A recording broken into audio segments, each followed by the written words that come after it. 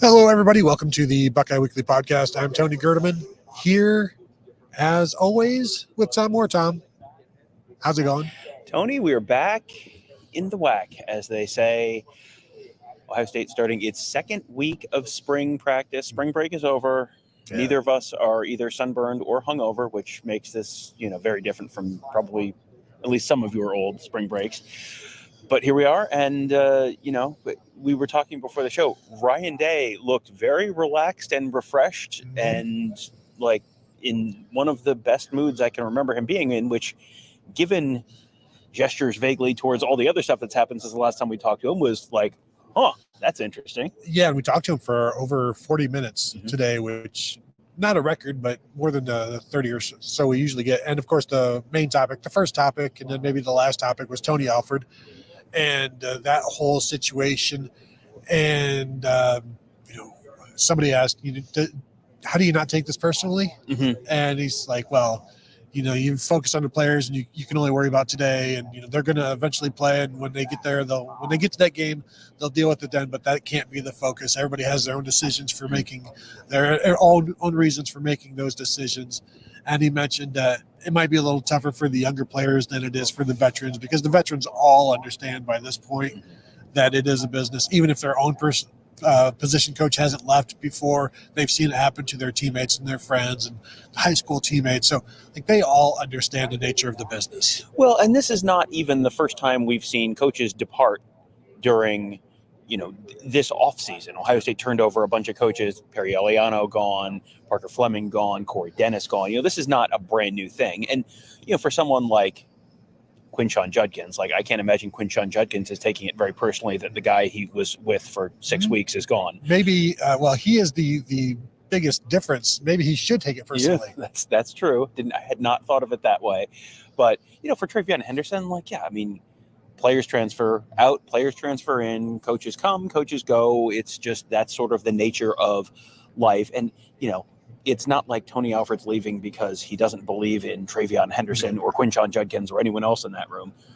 For the younger guys, for a James Peoples or a Sam Williams-Dixon, the newer, new guys in the room, just got recruited, hey, I'm assuming, hey, we really want you to be here and we really want you to play for me for 4 years and yada, yada, yada. That's always part of that recruiting pitch. So I definitely understand where that probably,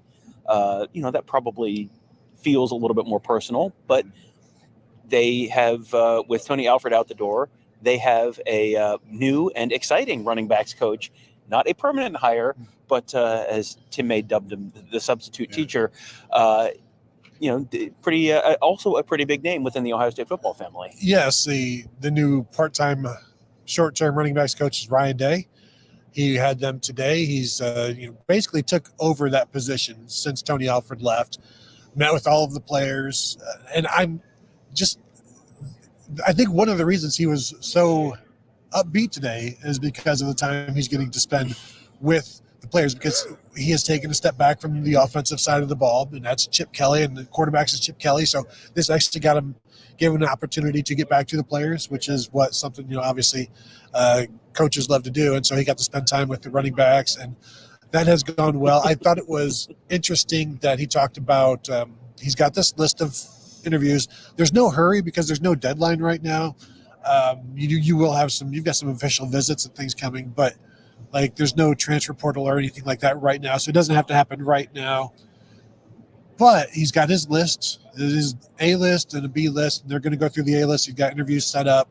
But the players, the running backs themselves, will also be part of that decision-making process. He said, obviously, it's going to be his decision. Chip will be involved, but the players are going to have a say because he thinks they deserve that. Yeah, and, I think that makes sense in a way, because these guys, frankly, some of these guys may have had more interaction with these other running backs coaches than Ryan Day has in the past. Mark Givler has talked about one name, I'm pretty sure on one of our podcasts. I know he's talked about it a bunch on our insider board, but it's a guy who probably has recruited some of these other, probably was interested in Travion Henderson when Travion Henderson was a high school player, probably was interested in Quinshon Judkins when Quinshon Judkins was a transfer portal player. You've probably had more interaction as players with the coach than you would necessarily as, another head coach in another conference in another whatever. So I think that makes sense. And Tony Alford, I go back to the famous question to Tony Alford at a press conference where he kind of like whipped his head around when he was asked, what do you do to keep the players happy, in terms of reps? And he goes, they don't have to keep me, they have to keep me happy. I don't have to keep them happy. You kind of have to keep these guys happy. I don't think there's any danger of any of the veteran guys like hitting the portal as soon as as it opens after spring ball. But that is part of the process. And if they feel like they're being heard, their input is being valued, that's going to only make that maybe more encouraging to them in terms of sticking around. I will say, when I reminded Tony Alford of that a year or so ago, he said, "I never said that." Deceitful Tony Alford. You can't trust him, Tony. Addition by subtraction. No. Brian Day was asked whether he considered it a betrayal for Tony Alford to have left, and he talked about the fact that people have to do what's right for their families. Yeah. Tony, do you consider Tony Alford's misrepresentation of the past to be a betrayal? I do, now that he's gone. Yes. Now I can freely say that. But the coaches, the new running backs coach, well, having known these players, when Tony Alford came in, he had recruited Ezekiel Elliott to Notre Dame. Notre Dame wanted him more as a safety, though, as a running back. The Mac Brown era at Notre Dame. So just if they would have wanted him more as a running back, there's a pretty good chance that maybe he would have gone to Notre Dame. So a little bit of a miss there for Notre Dame. But so that was the Tony Alford thing. Like I said, we covered a number of topics. The quarterbacks right now just running through just like they did last week. This is the first day in pads. There'll be 3 days this week: Tuesday, Thursday, and Saturday. One of the new things in college football, the helmet headsets. So I asked Day, how's that working? And this is something I didn't know. The NCAA has permitted them to have 3 helmets for practice that can do this. And so right now they have 5 quarterbacks, but 3 of them are getting the helmet. So Will Howard, Devin Brown, I'm going to assume Lincoln Kienholz get the helmets. I don't think they're taking helmets off and sharing them. I would assume per not. Practice. But then on Thursday, it's going to be like the middle linebackers who get the helmets or the headsets or whatever in there. And I don't know the reason for the limitation. Like just because the NCAA wants to limit something, like they can't limit anything right now. Like NIL is out of control. Like, what we can do? Headsets. Fast forward 6 weeks, and there's going to be an act of Congress that no longer are they limited to 3 helmets per practice. Yeah, it feels like you'd want to just have, like, if 6 guys have it, and you'd be selective about it, because I'm sure just logistically it's a pain in the butt. Like, you would rather have your quarterbacks all have it. Like, every quarterback, unless you're running a 2-quarterback formation, you're never going to have more than 1 green dot, because the green dot, they put the green dot on the back of the helmet in the NFL, and you can have 1 guy on defense and 1 guy on offense at a time. So if it's all your Mike linebackers and it's all your quarterbacks, unless you're running a formation with multiple quarterbacks or multiple Mike linebackers, you can just, it's a problem that solves itself. This may be a classic NCAA solution in search of a problem. Cream cheese on the bagel thing. Yes. One of the interesting things with everybody having, just the 3 helmet things, they have to be on. They found out they need to kind of be on different frequencies, or you have to just remove the helmet basically, because when they were going with the split personnel on 2 weeks ago when they first started, you had Devin Brown and Will Howard with their helmets, and then Lincoln Kienholz is at another station, and he's also getting the signals. And so he's getting signals from Chip Kelly and then also from Ryan Day, trying to communicate with him or whatever. And so it reminded me of when you were a kid and you got radio control cars. If you bought 2, like you and your friend or you and your brother, and you're on the same frequency, you could interfere with each other's cars. You got to make sure you're on different frequencies there. And so they'll get that figured out. They'll get all of that situated. And so it'll be the defense that has them on Thursday. And then Saturday, I'm not sure if it's going to be a full scrimmage, but this was a short practice today so that they could do longer physical practices Thursday and Saturday. And we'll find out more on the offensive line at that point. Yeah, and the offensive line is, I think, one of the most intriguing areas on the team because Ryan Day talked a bunch about the fact that they feel like they have more depth. And this time last year, Ryan Day was like openly concerned about the offensive line. You don't get the sense that they're openly concerned about that anymore. It feels like we don't know who the best five are, but we know that there are going to be five guys on this team who are going to be capable of being the best five at an Ohio State level. And hey, if Caden Proctor Part 2 enters the transfer portal, who knows? Maybe you look at someone like that. But, the bar to be the new transfer Ohio State offensive lineman is probably a lot higher than it was this time last year. And, let's start from the middle of the line, Tony. Yeah. The two centers, both of whom had, shaky ends to their 2023 seasons. Day said Seth McLaughlin, the transfer from Alabama, has been great, no problems with the snaps at all. Carson Hintzman had one snap that was a little shaky in practice, but it sounds like so if you played for Nick Saban for 2 years, and the only concern was the snaps are a little off, and now you maybe have gotten that straightened out. That sounds like that's really, really positive news for Ohio State. And if Carson Hintzman was also kind of having similar issues towards the end of last season, if he's on the track to getting that figured out, and he was good enough to play as a second-year player, redshirt freshman start for Ohio State last year on a pretty darn good Ohio State team, that's real good news to me for that offensive line. Yeah, and they also mentioned the fact that some of these snap issues last year with McLaughlin were cadence issues with the quarterback. So you eliminate that, and then suddenly things get fixed. So then you move out one spot to right guard. Left guard's obviously Donovan Jackson. Left tackle, Josh Simmons. You move out one spot to right guard where it's Luke Montgomery, but you have Josh Fryer. Right, you also have Tager Shabola, but he's more of a tackle. I think what Day's not talking about right now is that second center being the first right guard when they get to that point. But Luke Montgomery is doing fine right now. Josh Fryer, as they continue to work him at right tackle, said he had one of the best off seasons of anybody on the offensive line. And so he obviously has that experience. It's just going to be interesting because they have a glut of possibilities at right guard, but you can't put Josh Fryer there unless you have somebody to replace him at right tackle. But whoever is going to be there, it's going to be somebody with either starting experience or somebody that has beaten out somebody with starting experience, which is also a very positive thing. Yeah, for sure. And I think one of the two most interesting things that he said, and you just mentioned both of them, were number one, Josh Fryer had this great off season, which Josh Fryer was a solid right tackle. I wouldn't say spectacular right tackle. Did he end up second team All Big Ten? He was first team media and second or third team coaches. Okay. Yeah. So media, we understand you only get to watch so many. If you were the media, you were watching the team that you were covering. You're not watching the whole rest of the league. But if the coaches are looking at it, the coaches are watching the film, and if they've got him as a second, third team, okay, that was at least a solid season. So you have an okay right tackle spot there, and if he ends up being the best option at right guard, and they feel like Tager Shabola, which I thought was very interesting that he said, they view Tager Shabola, basically Tager's a tackle, the other guys, Montgomery, Fryer, could be either spot.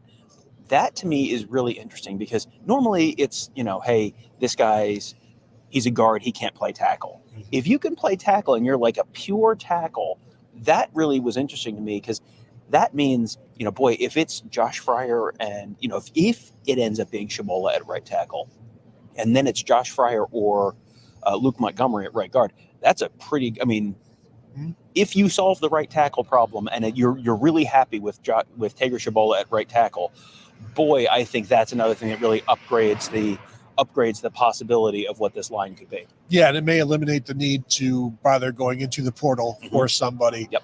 But yeah, if you have somebody on this roster that can move Fryer inside, I think that's pretty big because as we always keep talking about, at this point last year, you didn't know what they had. And again, at this point last year, the number one right tackle was Zen Michalski, who did not get a mention today as Ryan Day was going through all of the offensive line issues.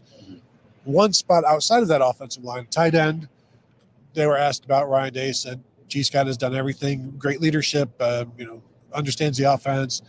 They need Jelani Thurman, Will Kazmarek, Bennett Christian to step up. They're going to have plenty of opportunity to do that. They're running more 12 personnel right now just to get those guys involved some more. We talked about Will Kazmarek recently on the morning show. Jelani Thurman, we know, has as much talent as any tight end that has come through here in recent years. Bennett Christian, the dude is like, 6'5", 6'6", 250, 260, looks the part. So he said they have all of the talent they need here. It's just a matter of finding who that second guy is, and can that second guy become a one when necessary. Well, and I think people might hear that and go, "Oh boy, that's a real concern." And he was effusive in his praise of G. Scott. Like, I think G. Scott, that was another one that I kind of raised my eyebrows. Like, all right, so now, that has been a long process for G. Scott to get to that point. It sounds like he's kind of there now.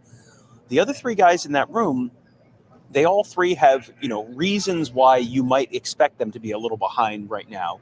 Jelani Thurman, obviously just his second year. That's a developmental position at Ohio State. May just not quite be ready, and 15 practices might make quite a difference for him. Will Kazmarek just transferred.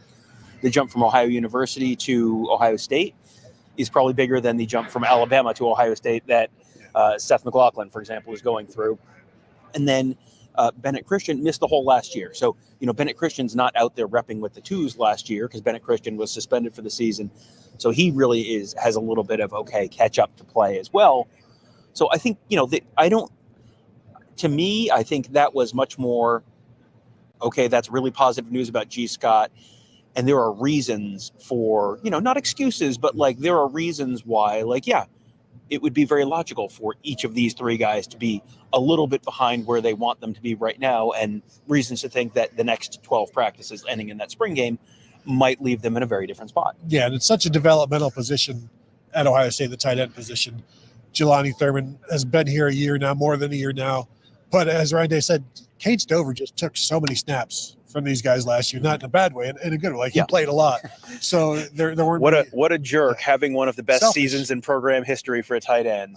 Most selfish tight end in Ohio State history, probably. But that's a farmer for you. It's going to anger as many people as possible. No, this is all taken out of context, even though you're watching it live as it happens. What was your last name again? Tony? No. Feel like we just had a conversation. No? No. Something about Tony's. Anyway, go on. Anyway.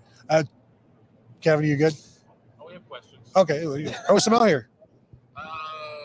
Mika Hanna wants to know if we're going to lose any running backs because of the coaching. Yeah. Are we going to lose any running backs? Asking Mika Hanna because of the coaching situation. Ryan Day seemed to say. It didn't seem like it. I don't think that's a real big concern. I think there was.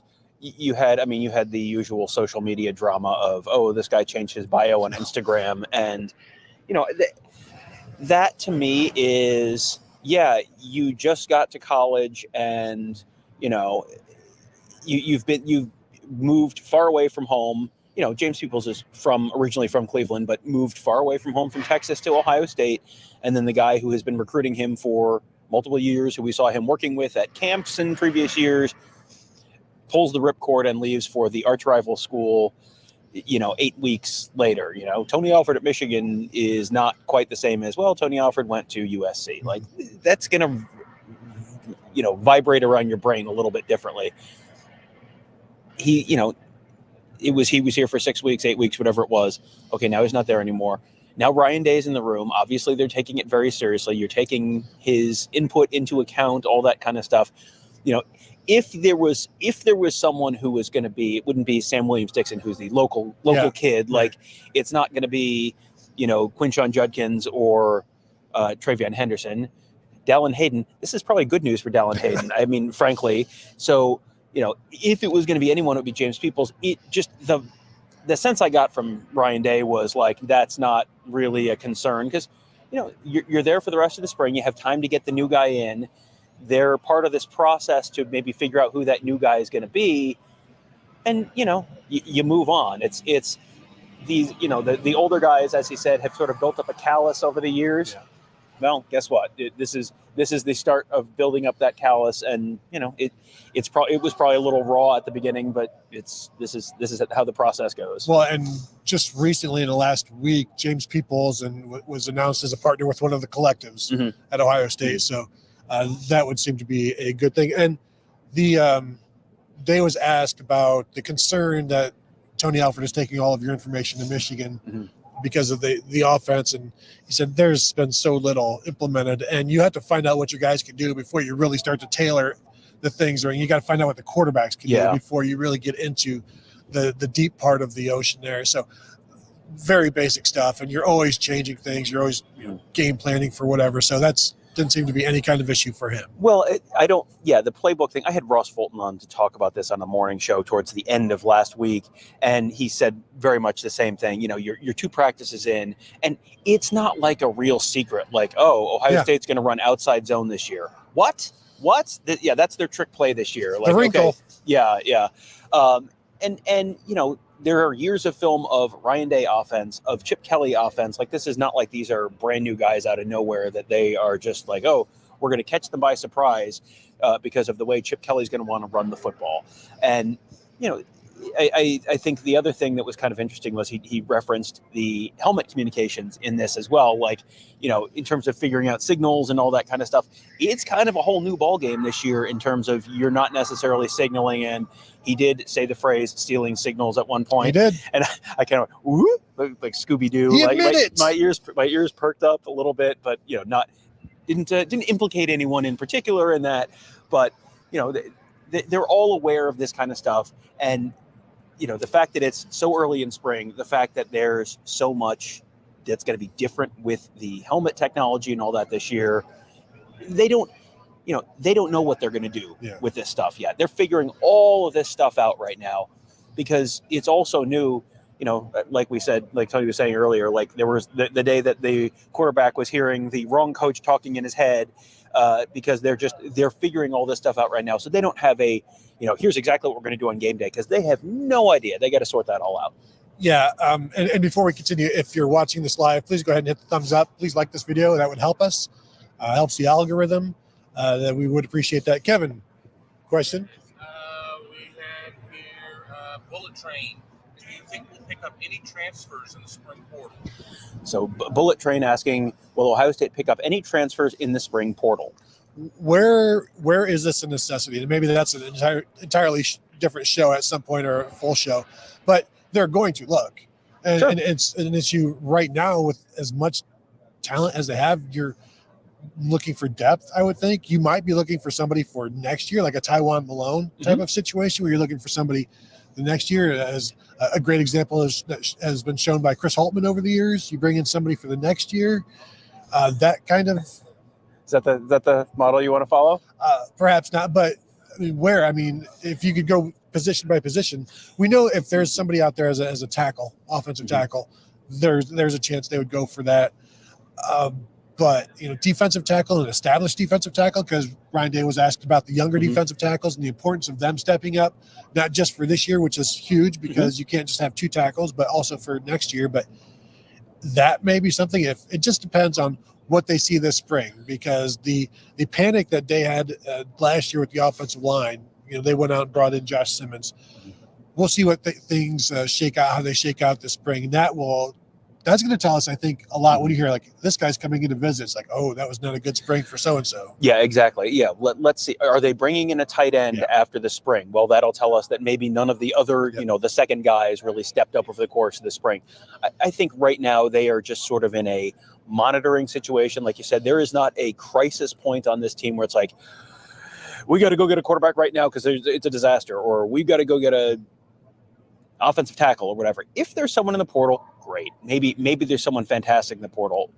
Right now, there's nothing obvious. I'm sure they're keeping an eye on it. I think, hey, is there someone who they looked at out of spring? Nigel Glover, for example, last year, who they brought in, transfer from Northwestern, who went to Northwestern and then immediately hopped in the portal. I think that was after the Fitzgerald thing broke, I think. So, is there just an opportunity like that where you get kind of a second bite at the apple? Sure.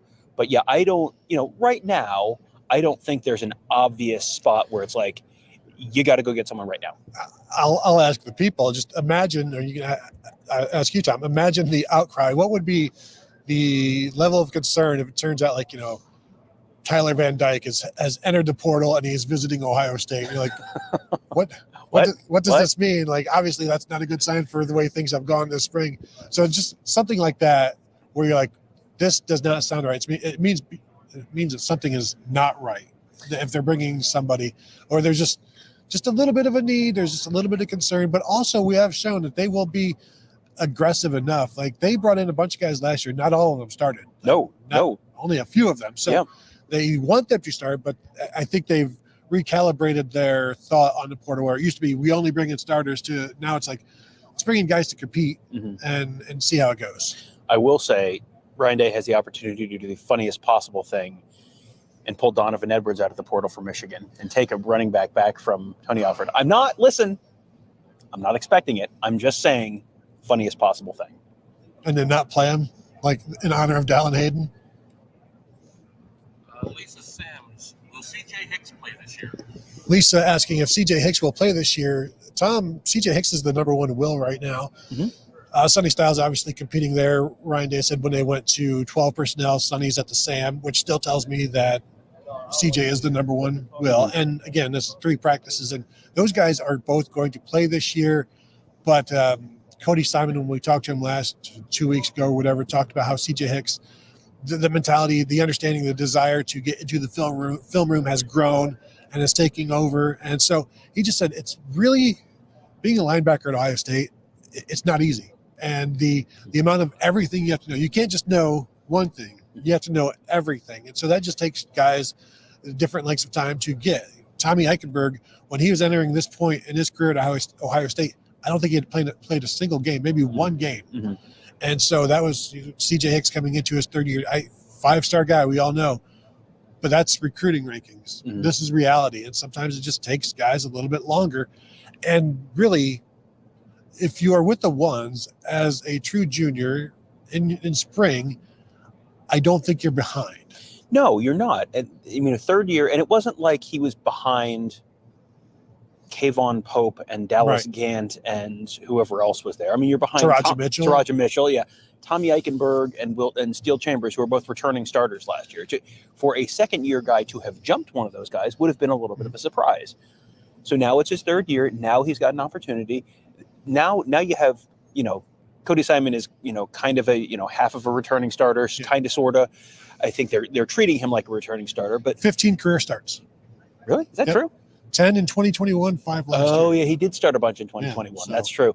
Yeah, that's, he's someone he's been around so long. It would be surprising if Cody Simon wasn't with the ones. But with as many games, Ryan Day talked about the fact that you're going to need more depth everywhere this year because you're playing potentially so many more games. They could theoretically play 16 games this year. Where you're going, it wasn't when we were in college, a lot of years they played 11 games and it was like the 12th game was the bowl game. And, if you played at Hawaii, you might get to 13. Yeah. Now you're going from 11 or 12 to 15 or 16 potentially if this team gets where they want to get this year. So you're going to need more depth. So you're going to see Cody Simon. You're probably also going to see Gabe Powers. Yeah, you're going to see CJ Hicks, but you're also going to see Sonny Styles. You're going to see all those guys as they rotate through, fewer snaps per game right now, but so many more games that you're going to need more depth. Yeah. And real quick on the fewer snaps, because Ryan Day talked about that as well. Your ability to huddle now is going to slow things down even more. And we saw the lessening of plays last year because of the clock rule. So you're going to have, if it was 65 plays last year, it might be down to 60 on average for Ohio State this year, which is unfortunate. Kevin, any? We have Jake D. I don't know about y'all, but this DeMarco Murray news, people rumored that he's interviewed with Ohio State, has me lit yesterday. Get that guy in the building. I've always said, just give me a recruiter in that running back coach spot. I mean, that's traditionally, so DeMarco Murray being potentially the report that he's been interviewed at Ohio State, he's, and Josh's comment that you want, was it Josh or Jake? Say that's going around today. Jake D. Was it Jake D? Yeah, it was Jake D. Okay. Yeah. Sorry. Look, now Coach. I did it. That you just want a recruiter in that position. And typically that's how that running back position has been viewed. It's, hey, you got the guy on the staff and this is the guy who's going to go out and be recruited, because it's not the most technical position. It's not quarterback where your mechanics are so important. You got to fine tune everything. Running backs a lot of times come more or less ready to play, which is why you've seen true freshmen start so early. J.K. Dobbins came in first day, boom, starting. Travion Henderson, third game starting, boom, in a way you don't see it a lot of other positions. So that is a position that typically has been viewed as, hey, this is a recruiting position. And Ryan Day made it sound like, yeah, that's certainly going to factor into the decision, but it's not the whole decision either. Tom, can you name the Detroit Lions running backs coach in the 90s that made Barry Sanders a star? I'm going to say it was Scott Mitchell, who was a quarterback/running backs coach. Is that right? Do I win? Almost. Yes, that is exactly correct, Tom. Was it Dwayne Fonts? I don't know. But the recruiting aspect of it, Ryan Day said, obviously they're looking for the best guy for that job, but you don't necessarily have to have that recruiting track record to be that guy. And he selfishly pointed out himself, but then also said, and Brian Hartline, neither of them had a track record of recruiting at a place like this. And yet they've done, Ryan Day has done just fine recruiting quarterbacks at Ohio State. Obviously, Brian Hartline has done well. Based on what? Yes. Well, based on his ability to go to Kansas State and get somebody out of the portal. 30 minutes. Okay. Thank you. I probably shouldn't have said that over Aaron. We are going to wrap up here. We've got all the I'm reading the teleprompter of Kevin Newton's hands. Easy now. There you go. Anything else, Tom? I was going to. We should real quickly talk about the wide receivers because Ryan Day was asked about the young wide receivers, and I know that's a group that there's a lot of interest in. Jeremiah Smith has flashed. Yep. Emeka Buka is the leader in that room, but he was asked specifically about Carnell Tate and Brandon Inniss. Brandon Inniss missed last spring. He showed up in the summer. So, Carnell Tate was a little ahead of him last year, but he said Brandon Inniss has completely changed his body. There's a little bit of this is another spot where there's a learning curve because he missed last spring. So this is his first spring here. Carnell Tate sounds like he's ahead of Brandon Inniss, but they talked about Inniss's short area quickness, just being able to just be explosive, be shifty. That sounds like all the makings of a fantastic slot receiver for Ohio State. Yeah, Dave, the quote was, I think you're seeing a different player regarding Brandon Inniss. It said when he's in shape, basically he's dynamic, and as you said, he's completely changed his body. I think he's roughly about the same weight, but just different, fierce competitor, football player, tough. Those were the things he said. And when a football coach says football player, out of context, that sounds like, well, duh, like they're all football players. When a football coach says that's a football player, or a baseball coach says that's a baseball player, that's like a hockey coach saying like that's a rink rat. That's it's someone who just does all the stuff and really tough, physical, puts in the work. That's like the highest of praise for football coaches to say that guy's a football player. Yeah, and Carnell Tate is right in line with all of the guys that have come through there in the past. As a sophomore, said Bryson Rogers stepping up as well. So that was another name that he threw in there. So that is it for me. There's a bunch more, and I'm sure we'll cover it in various shows. We will be back here actually tomorrow, Wednesday, for Pro Day. Some of us. Thursday, we'll be back here for interviews of players, and we won't get to see practice, but then, of course, Thursday practice, Saturday. We will also not be but it's happening. It is happening. Ohio State spring football, it's happening. It's happening. So there you go. I want to thank you all for tuning in, and we do appreciate you showing up on short notice like this. If you have not yet hit the star or hit the bell to be notified, that way you'll know when we go live, we drop videos, which is happening at all times this spring. So thank you all for tuning in. You can, again, find us at Buckeye Huddle. And I keep starting to hit it, and I see Kevin get ready to hit it, and I'm like, well, you know what? Let's just hold off for a little bit longer. But Kevin is very hungry. So we're going to go. Thanks for tuning in, and we'll talk to you later.